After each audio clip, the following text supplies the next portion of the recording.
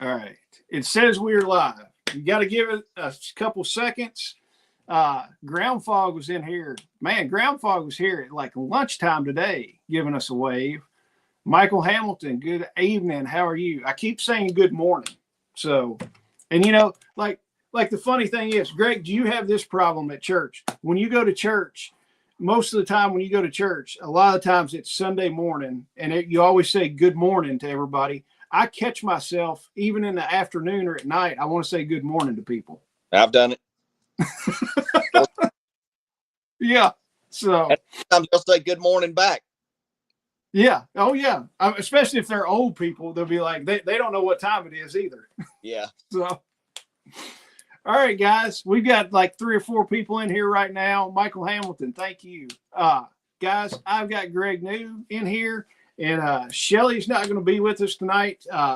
Keep her friends in your prayers and stuff like that. She's got a few things going on. I'm not going to get in the weeds with it. Also, keep Darren, Hacks for the Homestead, him and Patty. Keep Darren in your prayers. He had been in the hospital with some AFib issues, so hopefully he's doing better. But remember those 2 people for us tonight. But Greg is with us, and we're going to talk about winterizing your bee colonies and how to deal with your bees in the cold weather. I have truth in advertising. I know nothing about bees except for they make some of the most delicious stuff ever. So that's all I know about bees. But we'll get into it in a minute. Guys, don't forget, it's scrolling at the bottom of the screen. Land nav class. Mike Atkins is coming in and going to teach that 2-day land nav class. We've got it at 25% off.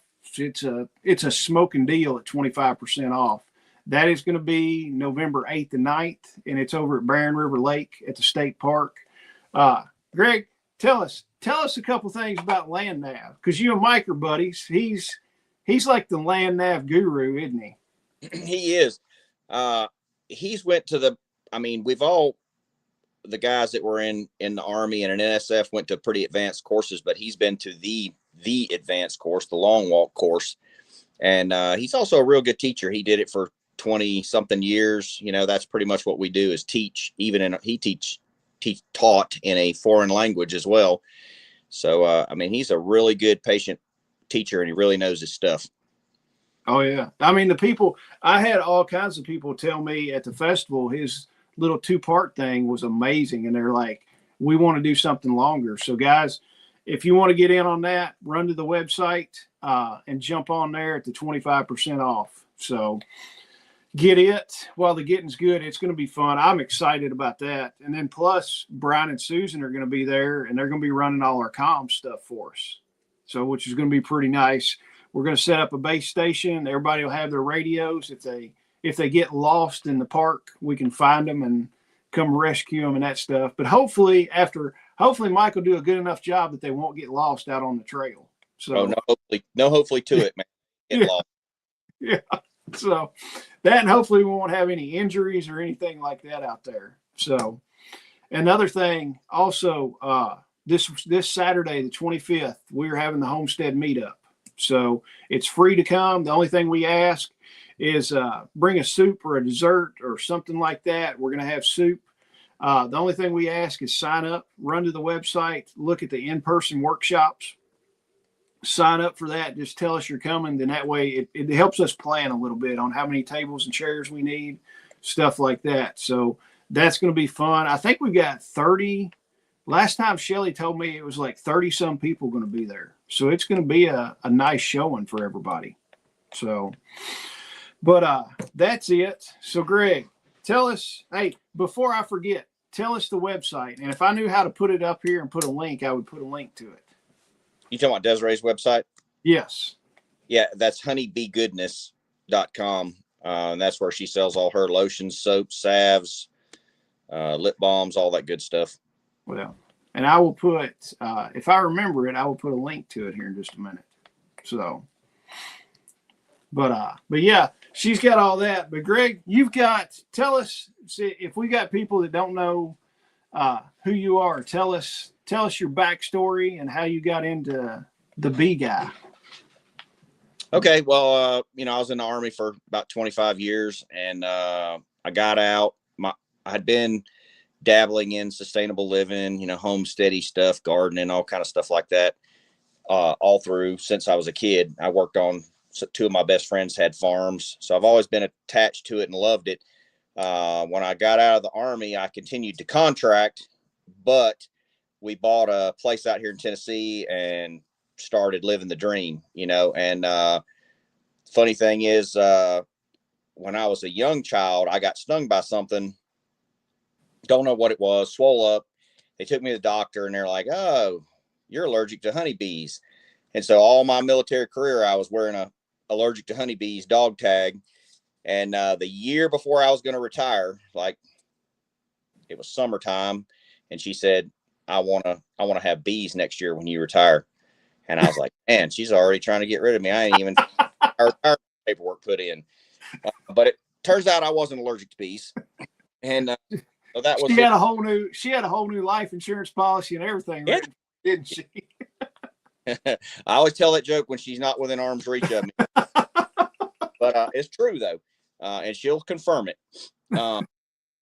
So that was in 2011. 2012, I retired, but 2011, we got bees. And we started out with one hive, which is a mistake. We made a lot of mistakes early on.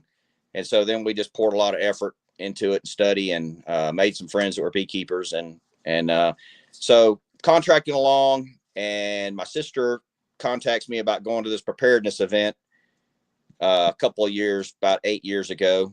And then I really enjoyed it.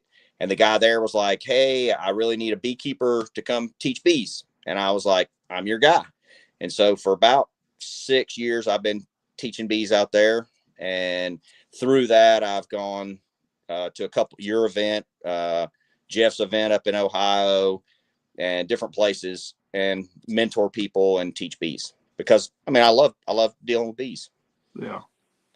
Well, I've been saying for the last, I don't know, 4 years, I always tell my wife, I'm like, we're getting bees this year. And then something happens, something gets in the way, and it's like, we didn't get bees this year. So I'm really wanting to do it this year, but it'll probably be another year or two before I do it. It's just, there's so many irons in the fire, and I'm like, I've got to do this thing. And I want them.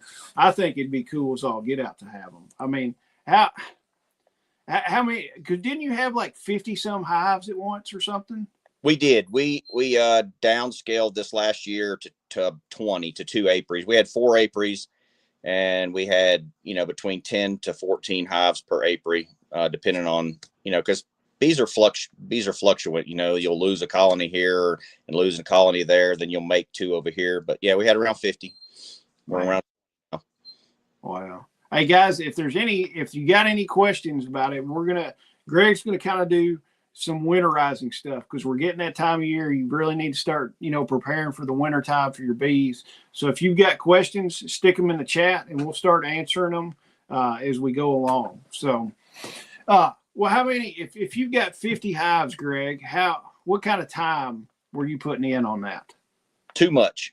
You're getting out of hobby into more of a business when you've got that many bees.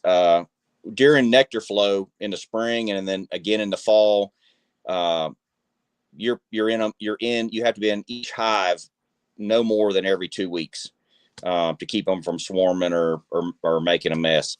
The rest of the year, during the winter time or during the dry part of the summer, you're only in there about once a month. But during those, month and a half or 2 months in the spring, and month and a half in the end of the year, and then pulling off all that honey and bottling it and hauling it all over the place to sell, which is not hard to do. It was a lot. So we just made the determination that was too many. Yeah. Well, how many gallons would you get off those hives, you think? I think most we got was 46 gallons. If Desiree was here, she would know specifically. she deals with the numbers and the money. I deal with the bees. 40 something, almost 50. Really? That's a good amount of honey right there. Yeah, and when you're putting it in pint jars, that comes up to quite a few. Yeah, that's a lot of time, processing the honey, doing it and filling the pint jars and everything else. How long? How many hours do you think you spent doing that? I mean, I could see. I mean, I've watched videos of guys doing it. I'm like, man, that takes some time.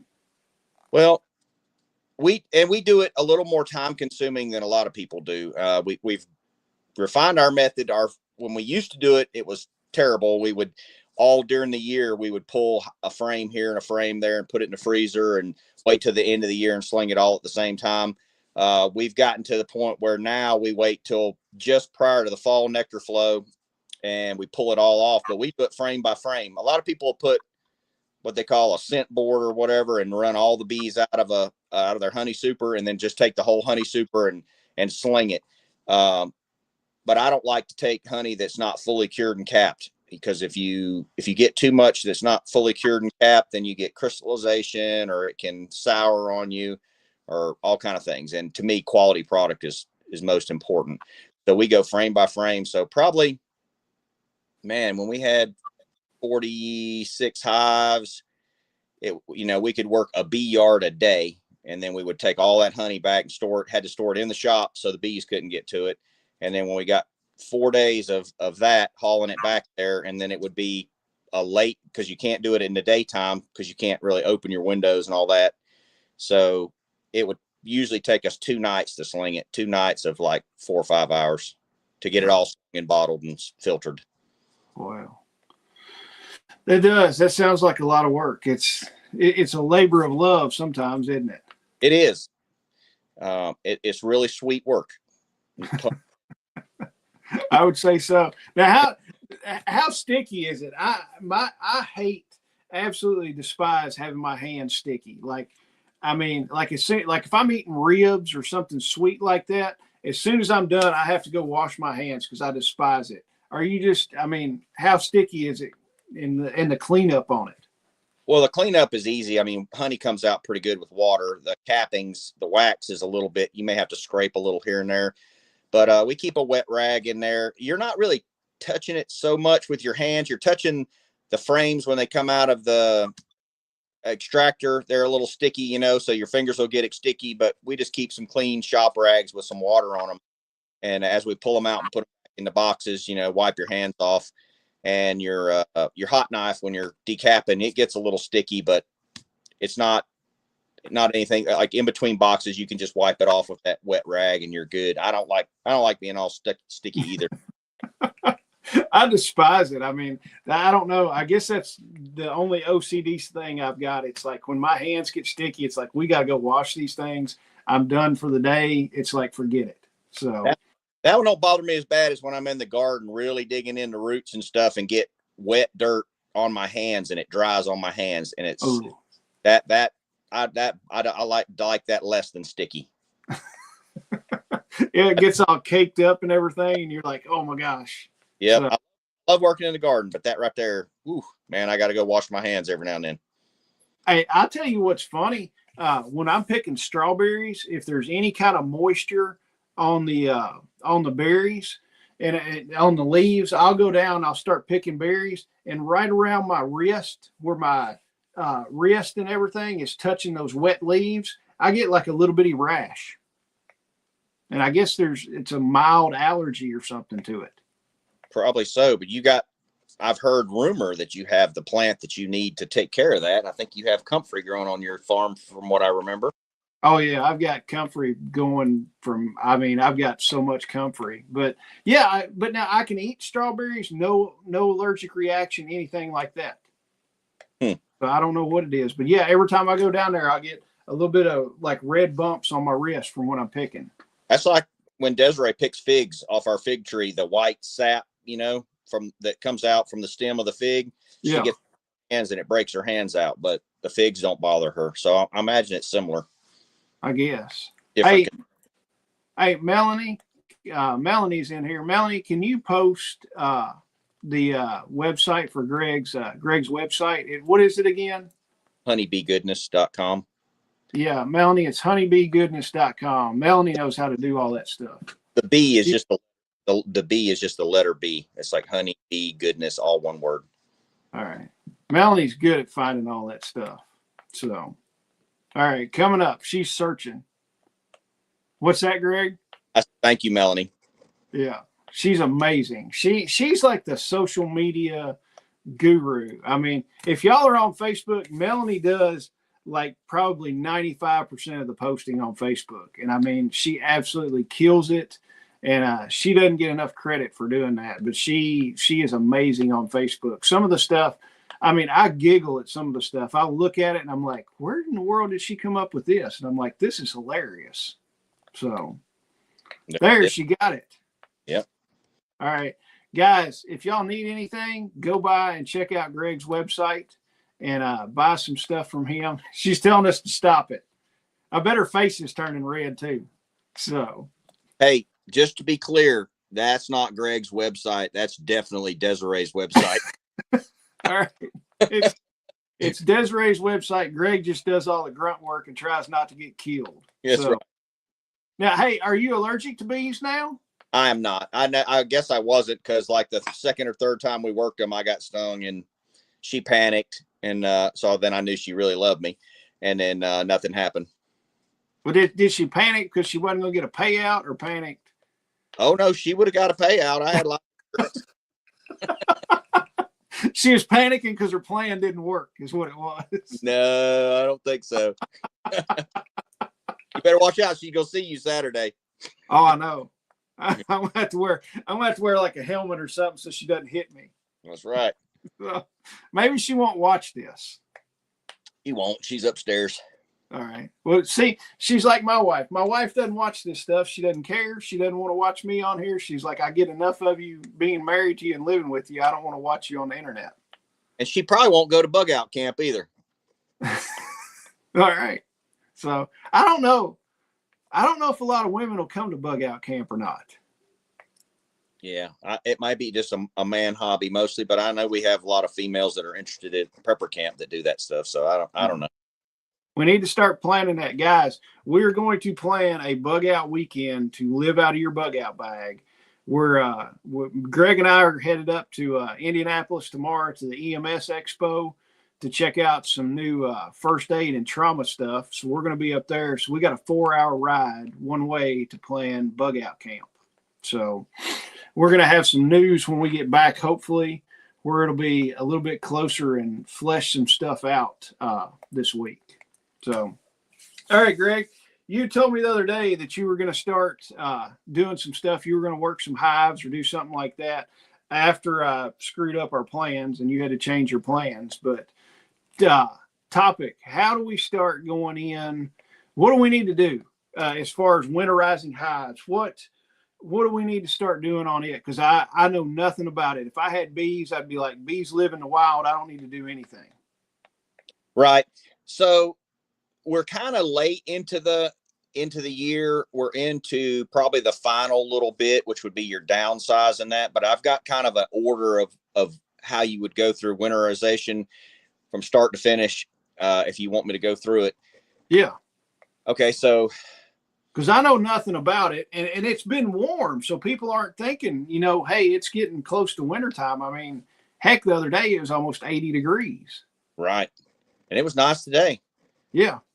So really, there's a couple of subjects in bees that are kind of controversial. Beekeepers are pretty much like preppers. They have their way of doing things, and their way's right and everybody else is wrong, right?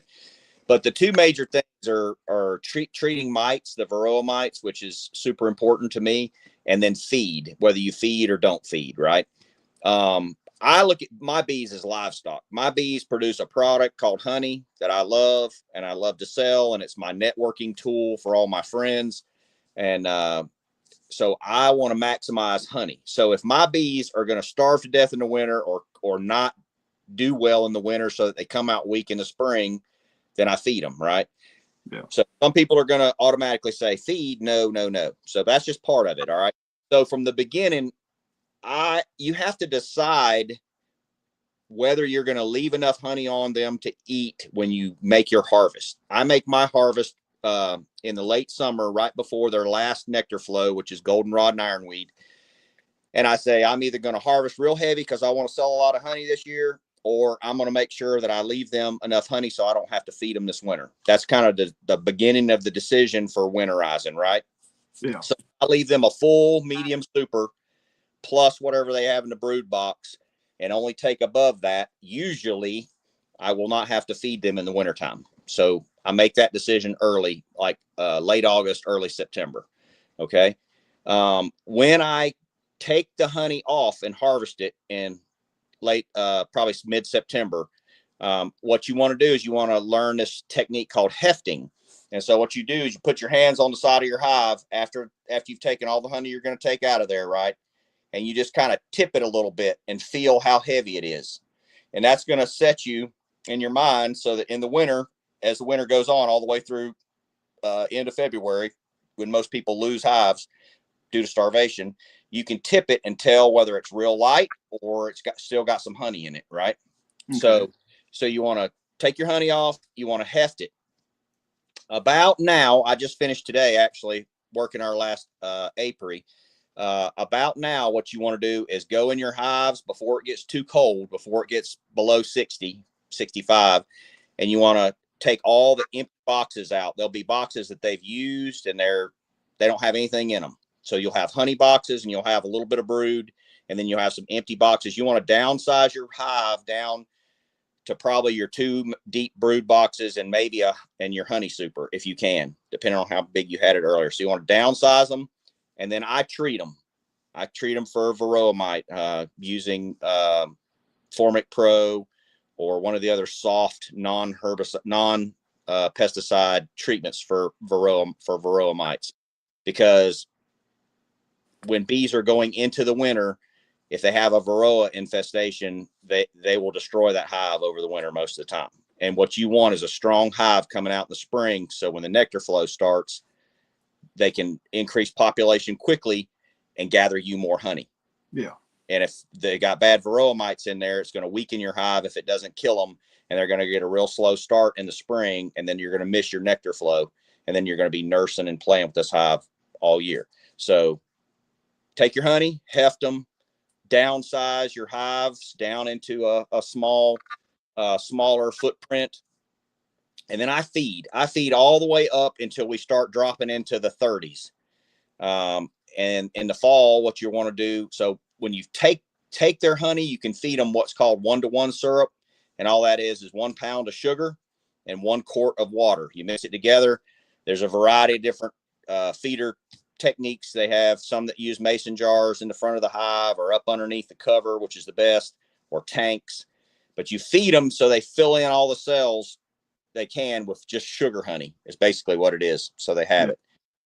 When you get to now, like late mid-October to maybe November, beginning of November, you do 2-to-1 feed, which is 2 pounds of sugar, 1 quart of water. Same method. As soon as you start getting into the freezing area, you pull that liquid feed off. Okay. Before November, you also want to go in and make sure you have a queen, and you want to make sure that she is doing her job, laying brood. You know what I mean? That she's healthy. Yeah. Because it's going to be super important again in the spring to have a healthy queen coming out. Hopefully your notes will tell you that she's 2 years old or less, because when they're 3 years old, that's when you want to kind of in the spring give them a hug and make a new queen. All right. So let's see. We got our queen. We've pulled her honey off. We've downsized.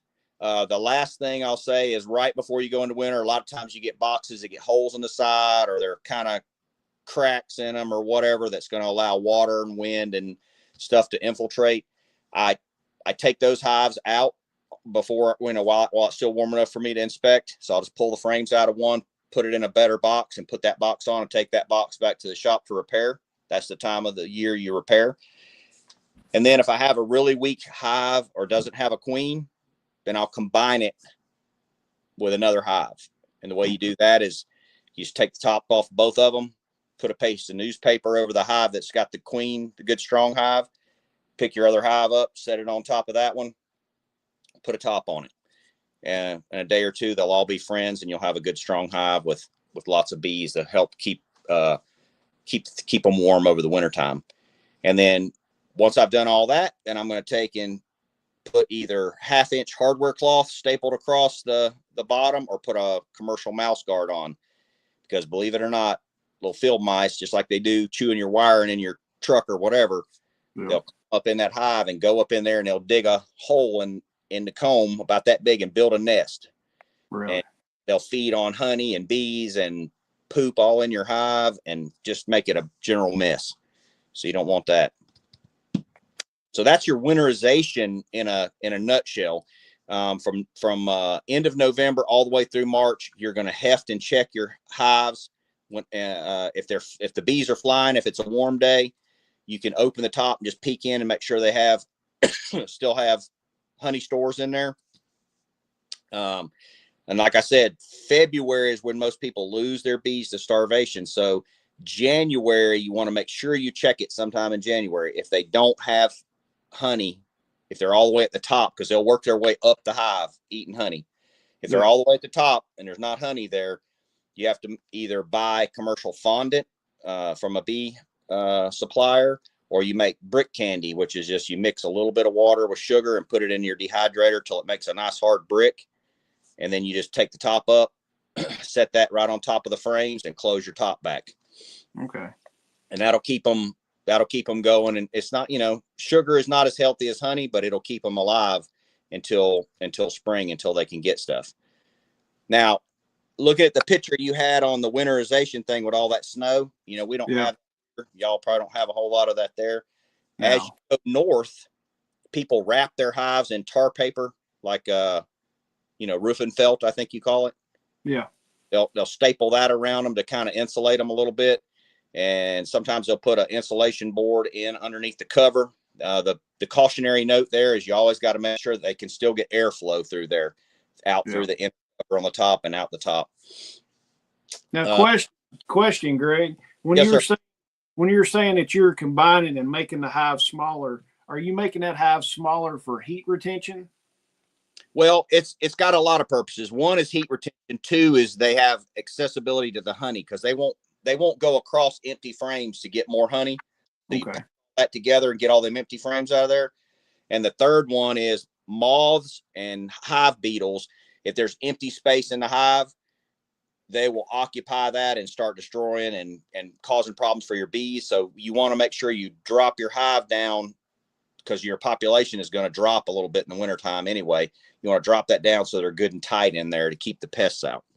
So warm, honey, and pests. Okay. And that's kind of what I thought. I mean, just, you consolidate, everybody's in a smaller spot and you got a little more heat on there. And that's what I figured, kind of doing on that. Yeah, because, they just ball up in the wintertime. They call it the ball, actually, into a spherical shape, and they just flex their muscles. And that's how they maintain a 100-degree, 90 something or 100-degree temperature in there all the time.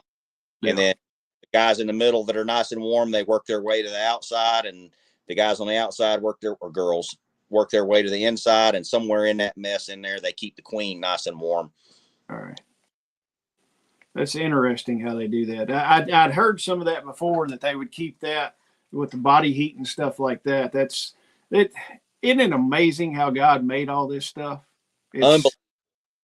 It's just, I mean, it's unfathomable to me how, God took this and it's like, hey, the bees are going to do this. This is how bees are going to stay warm in the wintertime.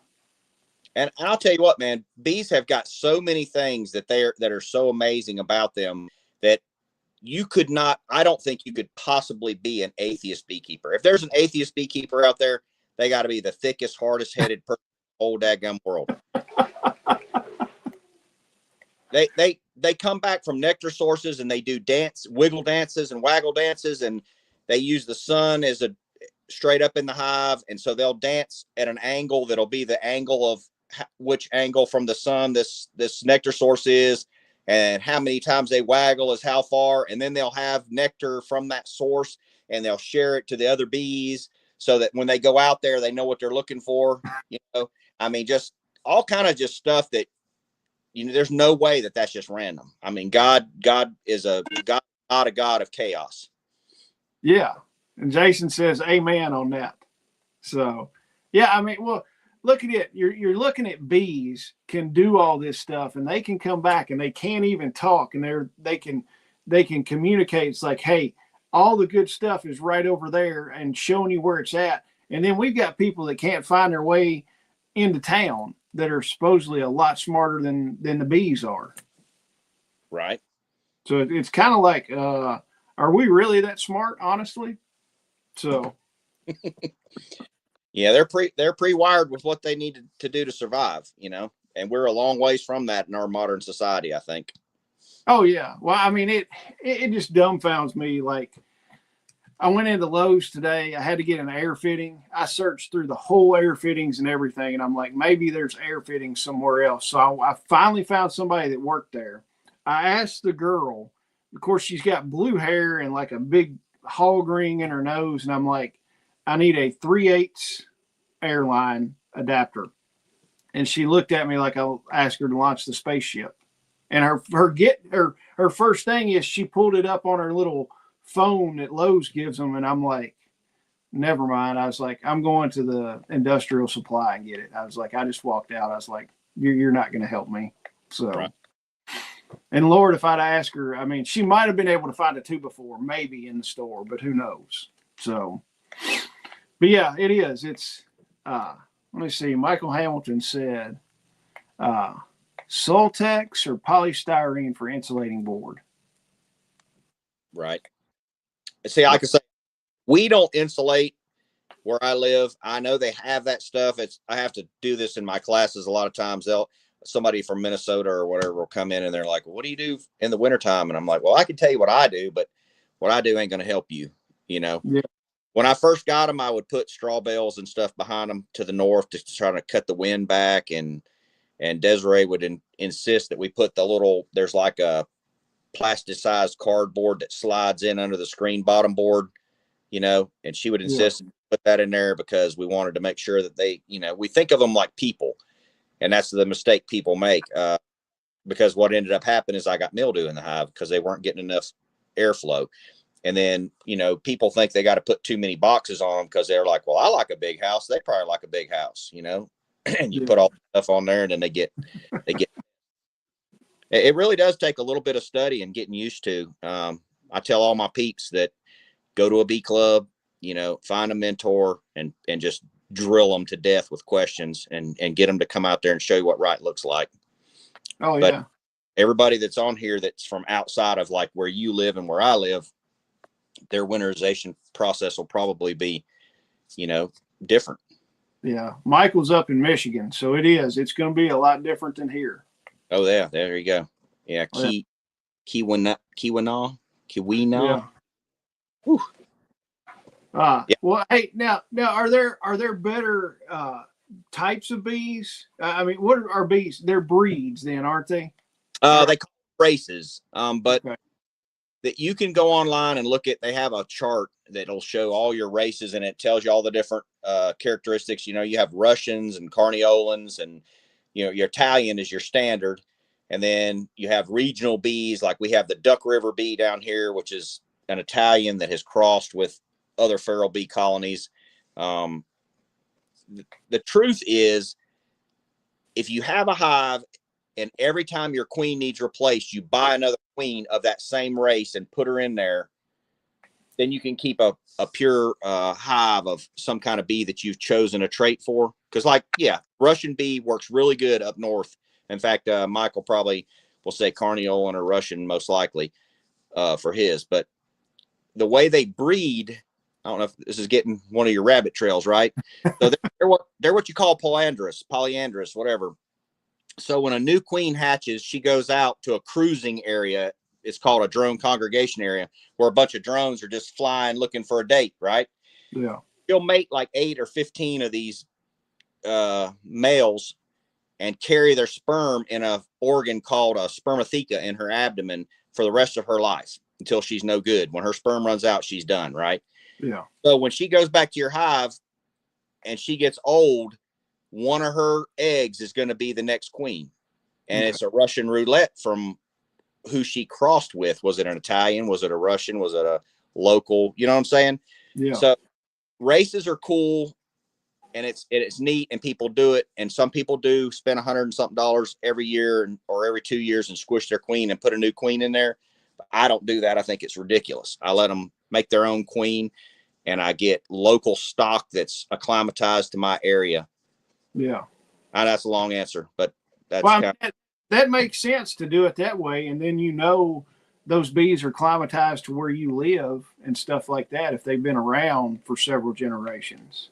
right. So now question on the Russian bees. How many times a year on the Russian bees do you have to put like a fifth of vodka on top of the hive for them? Yeah, and they're always dancing. I don't know. Kicking their legs. Let me see. Jason says, I found feral hives that have done better than if I get a package. I've been trying to use those genetics to raise queens. And he's in central Illinois. Hang on. There. Yeah, I like swarms. The thing you got to remember with swarms or feral bees is there was a problem in the original hive. Either they got too crowded or they had too many beetles or too many mites, and they made a new queen, and the old queen leaves with the swarm.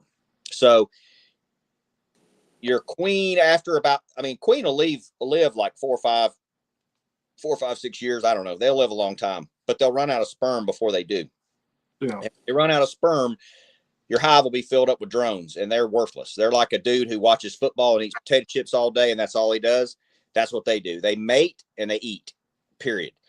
And so they'll ruin your hive. They'll ruin your comb. So a swarm is great, but as soon as you get a nectar flow, you ought to keep them tight, make a queen cell, and get rid of that old queen and let them make a new queen. That's what I'd say for that. If you're buying bees, buy local if you can, but even most local people go to Florida and get them. But try not to buy a package. A package is a box of bees that comes in the mail with 3 pounds of bees and a queen that's never been with them bees. Yeah.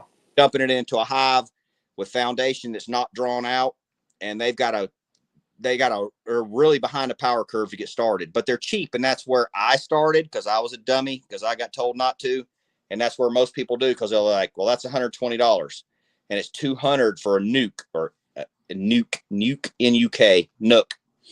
I say nuke because I'm from the South. Yeah. But a nuke will be like 3 or 4 or 5 frames already drawn out with a queen laying eggs. It has eggs, larva, cat brood, and a bunch of bees that's already rowing the same direction, and it's honey stores. And you buy that and you stick it in a hive, and they're off like a rocket. Yeah. So, but they're like $220. So feral bees, get them, replace the queen, and package and nuke. That's the 3 ways you get bees, really. All right. Make your own. So then once everything starts blooming out in the springtime, then you're off to the races then, aren't you? Correct. All right. And that's super important what you just said, because your beekeeper, you need to know what your local nectar flows are and when they are. Okay. Yeah. So for example, mine, first thing in the spring, you get red maple. You hardly even see it, but it's there.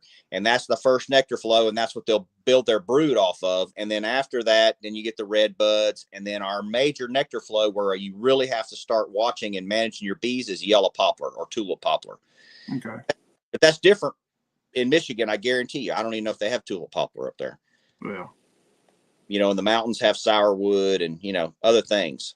So you just kind of gotta get it with some other beekeepers in your area and figure that out. Yeah.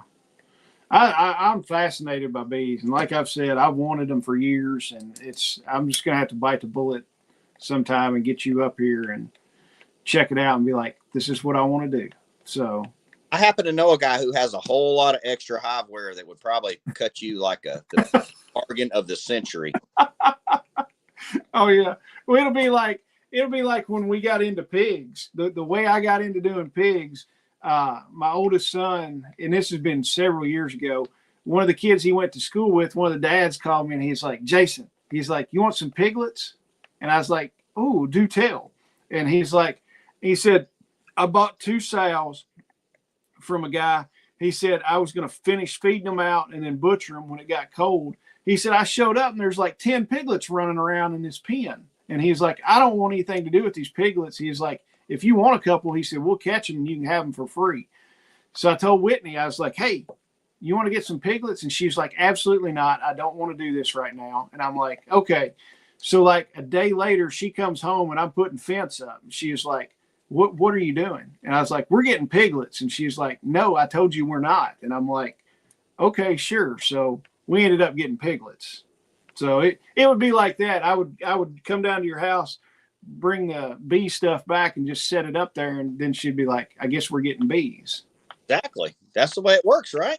Yeah. Because there's nothing better stuff than free stuff. Yeah.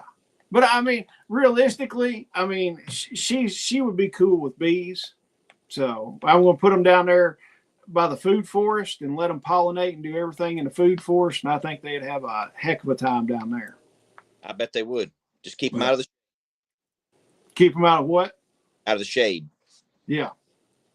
Well, she would not be near as upset that as when I came home with a whole truckload full of concertina wire one day. Ooh, yeah. Yeah.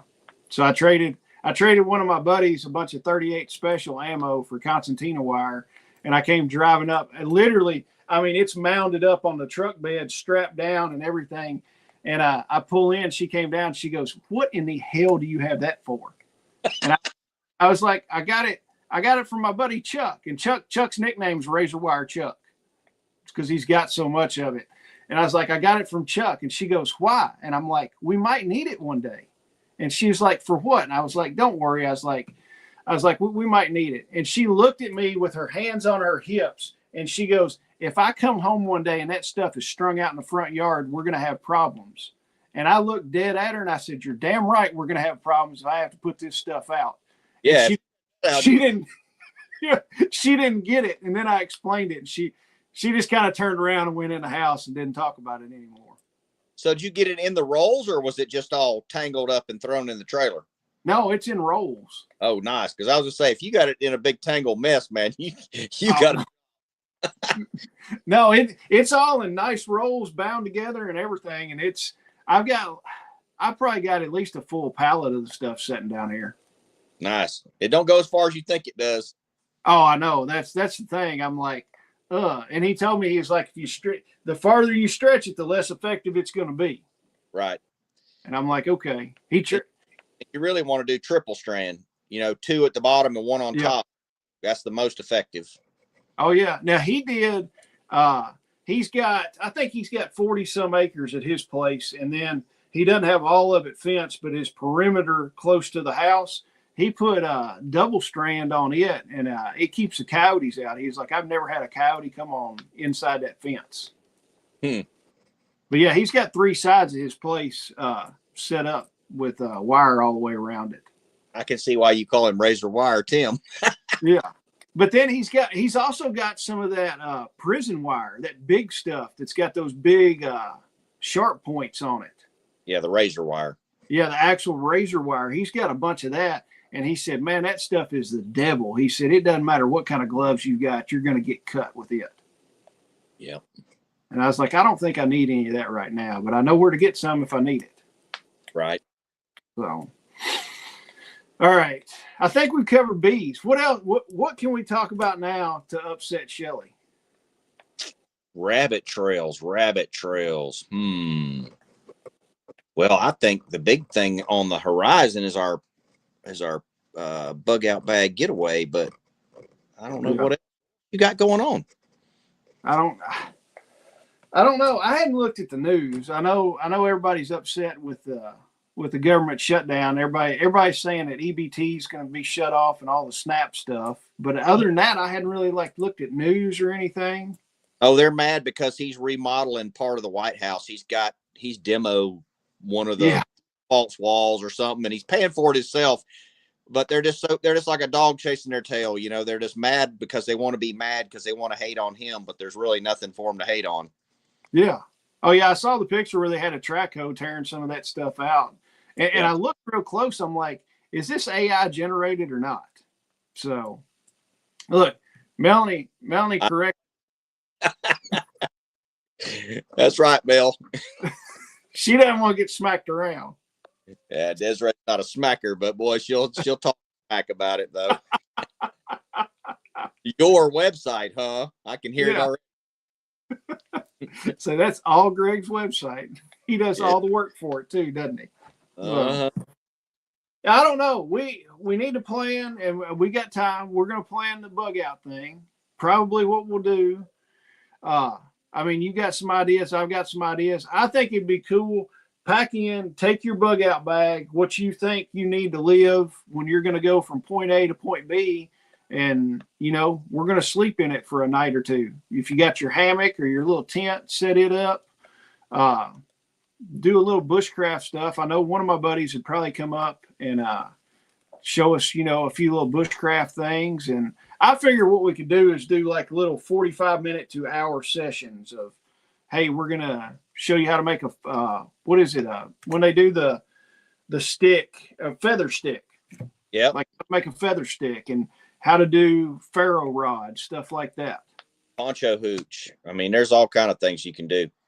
Yeah. That. Yeah. Wait, you going to go live while you're out there? We probably could. I could probably take my Starlink and pull the Starlink out and have good internet access. That'd be fun. Yeah. So have to have some kind of cooking competition there. Oh yeah. We'll do it. What are we thinking? I'm thinking like March, somewhere around in March, where the weather's still halfway decent, where you're not freezing your butt off, but it's good enough weather we can be in a hoodie and sit around a fire. Right. You know, Mike also teaches out there in West Virginia. He does cold weather survival training, and he does a brutal class on cold weather. And that he asked me about it one time, and I was like, "Yeah, no, I'll never come to your class anymore, unless somebody's chasing me." Yeah, I tell you, I personally I would rather do cold weather than hot weather. I hate hot weather. I'm a South Georgia boy. I'll take the heat. I don't know. But now there's a point. I don't know. It's kind of a toss up. My personal opinion on the weather is you can always put more clothes on, but there's only so much you can take off without getting arrested. Yeah, but in the summertime here, man, there's so much water. I can always get in the water and get cool in the shade. I can't get warm if I'm frozen. I don't know. I think that's one reason now. When I'm deer hunting anymore, I'm done with tree stands. I've got one of the pop-up blinds. I take one of those and one of those little buddy heaters with me. Wow, you are glamping, aren't you? Yeah, I'm a wuss. Heck, I've taken a 20-pound cylinder out there with me before. Oh my gosh, that sounds like those guys that ice fish. Oh yeah. Well, shoot, those guys have a darn. I mean, they might as well just pull an RV out there and cut a hole in an RV. Yeah, I'd be scared to be in the truck pulling them things out there. You see those videos every now and then when the ice tries to break out from under them and they're hauling butt. Yeah. Well, heck, I've seen some of these guys' deer stands. Have you seen these? Like, I saw one guy had stinking satellite TV and everything else out there, and I'm like, what in the world? I'm like, he meant to stop hunting at that point. Yeah. I mean, literally, if you're doing that, you're just going out there to watch football and drink beer. And if a deer walks out, you're going to try to shoot it, depending on how many beers you've had. Right. So. Yeah.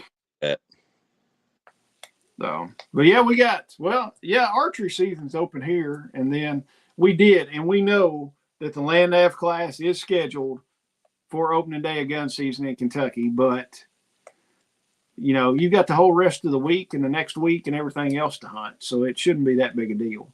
Yeah, the deer ain't going nowhere. Hey, how many people you got coming to the meetup so far, RSVP? When Shelly told me, she didn't tell me this week. She told me last week there was 30 some people, I think, coming. Good. So we're probably I would say we'll be between 30 and 40 people. That'll be a blast. Yeah. Melanie's coming too, I think. She's going to make her way down from Indiana. So she'll get the award for the longest drive. I think she's about 4 hours away. Yeah, that's definitely a drive. Well, so, but yeah, we'll have probably between 30 and 40 people there. So, and yeah, Melanie said she's going to be here. So it'll be good. You're bringing sourdough, aren't you? Desiree's bringing sourdough. Yes, Desiree is. And I think we'll bring some homemade wild source jams or something. We'll either bring our our blueberry jalapeno or passion fruit or something. I don't know. We'll bring something to eat with it. Sounds good. I know Russell Homestead, Dana, she's bringing, I think, pecan pie. Yeah, I think Debbie's bringing a dessert too. I don't know if she knows that yet.